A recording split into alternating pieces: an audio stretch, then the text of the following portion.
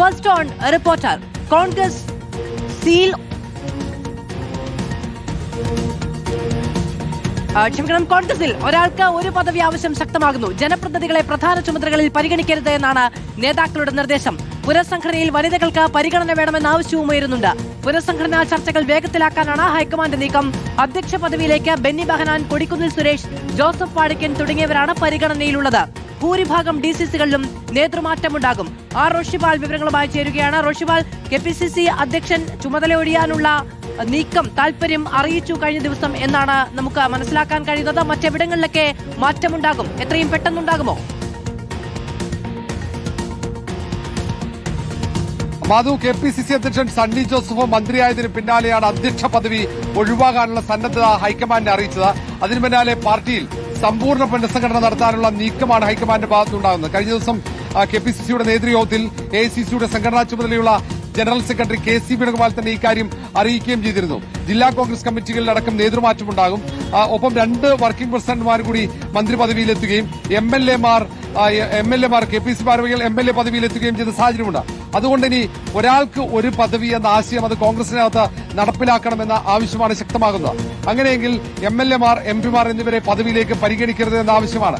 ഇത് ഹൈക്കമാൻഡ് അംഗീകരിക്കുമെന്നതാണ് കാത്തിരുന്ന് കാണേണ്ടത്. നിലവിലെ സാഹചര്യത്തിൽ കെപിസിസി അധ്യക്ഷ പദവിയിലേക്ക് 1/2 ഡസനിലേറെ നേതാക്കൾ പരിഗണിക്കപ്പെടുന്നുണ്ട്.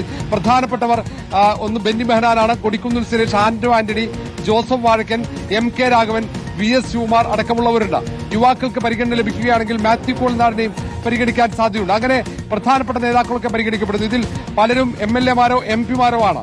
അതിൽ MP മാരോ MLA മാരോ അല്ലാത്തവർ 1-2 പേർ മാത്രമാണുള്ളത്. അതേസമയം തന്നെ വർക്കിംഗ് പ്രസിഡന്റുമാരാകാനുള്ള സാധ്യത ഇവരിൽ ചിലരുണ്ട്. വനിതകൾക്ക് കൂടുതൽ പ്രാതിനിധ്യം വേണമെന്ന ആവശ്യവും ഉയരുന്നുണ്ട്. പ്രത്യേകിച്ച് സംസ്ഥാനത്തിന്റെ ചുമതലയുള്ള AICC general secretary Deepadas Munshi കൂടി ആ കാര്യത്തിൽ കൂടുതൽ മുൻഗണന നൽകിയേക്കുമെന്നുള്ള സൂചനകൾ നേരത്തെ മുഖ്യമന്ത്രി പദത്തിലേക്ക് വനിത വരണം. നിലവിൽ ഏറ്റവും ശക്തമായ സമ്മർദ്ദം ചെലുത്തുന്ന ആളുകൾ അവർക്കൊക്കെ ഇരട്ട പദവി ബാധകമാകും. അങ്ങനെയാണെങ്കിൽ അത് ലക്ഷ്യം വെച്ചുള്ള ഒരു സമ്മർദ്ദമാണോ? അങ്ങനെയാണെങ്കിൽ ആരൊക്കെ ഒഴിവാക്കപ്പെടും? അങ്ങനെയാണ്. കോൺഗ്രസിനകത്ത് പലതരത്തിൽ ചരടുവലികൾ സജീവമാണ്. പ്രത്യേകിച്ച് കെപിസിസി അധ്യക്ഷ പദവി ലക്ഷ്യമിട്ട് യൂത്ത് കോൺഗ്രസിലും KSUവിലും ഒക്കെ പുനഃസംഘടനാ ചർച്ചകൾ തുടങ്ങി. അതുകൊണ്ട് തന്നെ ഒറ്റ പദവി ലക്ഷ്യമിട്ട് അങ്ങനെ ഒരു പ്രചാരണവും അങ്ങനെ ഒരു സമ്മർദ്ദവും ശക്തമാകുമ്പോൾ അവർ ലക്ഷ്യമിടുന്നത് ബെന്നി ബെഹനാൻ, കൊടിക്കുന്നിൽ സുരേഷ്, ആന്റണി അടക്കമുള്ളവരെയാണ്. അങ്ങനെയെങ്കിൽ അവിടെ ആരായിരിക്കും വരിക? ഒറ്റ പദവി അങ്ങനെ ഒരു മാനദണ്ഡം നടപ്പിലാക്കുകയാണെങ്കിൽ അതിൽ തീരുമാനമെടുക്കേണ്ടത് കോൺഗ്രസ് ഹൈക്കമാൻഡാണ്. പൊതുവെ അധ്യക്ഷന്, കെപിസിസി അധ്യക്ഷന് അങ്ങനെ ഇളവ് നൽകാറാണ് പതിവ്. നേരെ മറിച്ച് വർക്കിംഗ് പ്രസിഡന്റുമാർ അല്ലെങ്കിൽ ജനറൽ സെക്രട്ടറിമാരൊക്കെ ഒറ്റ പദവി നടപ്പിലാക്കാനുള്ള സാധ്യതയുമുണ്ട്. ബെന്നി ബെഹനാന് കൂടുതൽ സാധ്യതയുണ്ടെന്ന അഭ്യൂഹങ്ങളാണ് കോൺഗ്രസിനകത്ത് പുറത്തുവരുന്നത്. പ്രത്യേകിച്ച് നേരത്തെ UDF കൺവീനർ കൂടിയായിരുന്നു. അതേസമയം തന്നെ ഈ തവണ അവസാന ഘട്ടത്തിൽ വരെ സ്ഥാനാർത്ഥി പട്ടികയിൽ ഉണ്ടായിരുന്ന ജോസഫ് വാഴക്കനെ പരിഗണിക്കുന്ന ആവശ്യവും ശക്തമാണ്. ഇതിൽ കോൺഗ്രസിന്റെ പ്രധാനപ്പെട്ട നേതാക്കളായ പ്രത്യേകിച്ച് മുഖ്യമന്ത്രി VD സതീശന്റെ നിലപാട്, K.C. വേണുഗോപാൽ, A ഗ്രൂപ്പിന്റെ നിലപാട്, രമേശ് ചെന്നിത്തലയുടെ നിലപാടടക്കം നിർണായകമായിരിക്കും. അതിന് പുറമെ മുൻ KPCC അധ്യക്ഷന്മാരായ VM Sudheeran, MM Hasan, ഒപ്പം മുല്ലപ്പള്ളി രാമചന്ദ്രൻ എന്നിവരുടെ അഭിപ്രായമൊക്കെ തേടും.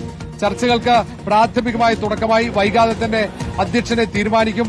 KPCCയുടെ പൂർണ്ണ പുനഃസംഘടന തീരുമാനമാകും. ഒപ്പം MLA മാരായ DCC അധ്യക്ഷന്മാരെ മാറ്റി പകരം നേതാക്കളെ നിയമിക്കാനുള്ള തീരുമാനവും. കെപിസിസി അധ്യക്ഷനെ, പുതിയ KPCC അധ്യക്ഷനെ കണ്ടെത്താനുള്ള ചർച്ചകളടക്കം വളരെ സജീവമായി നിൽക്കുമ്പോൾ, DCC അധ്യക്ഷന്മാരെ അടക്കം കണ്ടെത്താനുള്ള ചർച്ചകൾ വളരെ സജീവമായിരിക്കുമ്പോൾ ഒരാൾക്ക് ഒരു പദവി എന്ന ചർച്ച കൂടുതൽ ശക്തമായി വരികയാണ് കോൺഗ്രസിൽ.